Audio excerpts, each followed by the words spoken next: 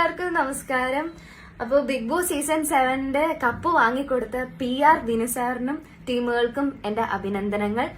പിന്നെ big boss ഹൗസിന്റെ ഉള്ളിൽ ഞാൻ കയറിയതിനു ശേഷം 3-ാമത്തെ ദിവസം ഞാൻ അറിയാതെ എന്റെ അച്ഛന്റെ കയ്യിൽ നിന്ന് 1.5 ലക്ഷം രൂപ വാങ്ങിച്ച് സോഷ്യൽ മീഡിയയിൽ എനിക്ക് എന്തോ വലിയ റീച്ചൊക്കെ ഉണ്ടാക്കി തരാമെന്ന് പറഞ്ഞ് PR പണി എടുക്കാമെന്ന് പറഞ്ഞിട്ട് ദിനസാറ് PN പണിയാണ് തന്നത്. പക്ഷേ ഈ റീ എൻട്രിക്ക് പോയ സമയത്ത് 1.5 ലക്ഷത്തിന് പകരം 15 ലക്ഷം രൂപയുടെ പണി ഞാൻ വിനുസാറിനെ കൊണ്ട് എടുപ്പിച്ചിട്ടുണ്ട്.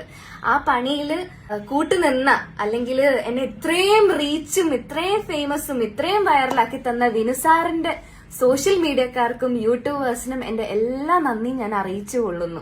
അയ്യോ, ഒരാളോട് ഒരു സ്പെഷ്യൽ താങ്ക്സ് പറയാൻ മറന്നുപോയി. അതായത് സീസൺ 5 വിനുസാർ PR പണിയെ എടുത്ത് വിജയിപ്പിച്ച അഖിൽ മാരാരിനോട്.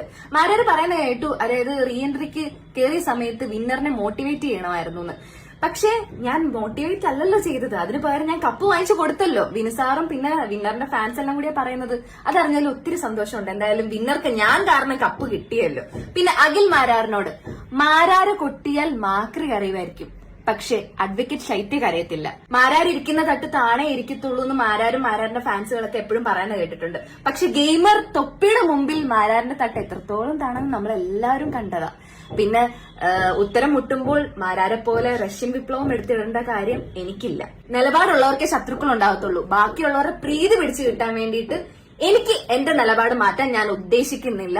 അപ്പൊ ഇനി ഈ വീഡിയോസ് എല്ലാം റീപോസ്റ്റ് ഇട്ട് എനിക്ക് ഇൻസ്റ്റാഗ്രാമിൽ 1 മില്യൺ എങ്കിലും വാങ്ങിച്ചു തരണം. എന്നെ ഭയങ്കര കുറച്ചുകൂടി വൈറലാക്കണമെന്ന് എല്ലാവരോടും ഞാൻ അഭ്യർത്ഥിക്കുന്നു. സോ ഇനി വരും ദിവസങ്ങളിൽ വളരെ ഡീറ്റെയിൽ ആയിട്ടുള്ള വീഡിയോസ് ഞാൻ യൂട്യൂബിൽ പോസ്റ്റ് ചെയ്യുന്നതായിരിക്കും. അപ്പൊ എന്തായാലും എന്നെ ഇത്രയും വൈറലാക്കി തന്ന എല്ലാവർക്കും ഒരിക്കൽ കൂടി നന്ദി പറഞ്ഞുകൊണ്ട് ഞാൻ നിർത്തുന്നു. Thank you so much.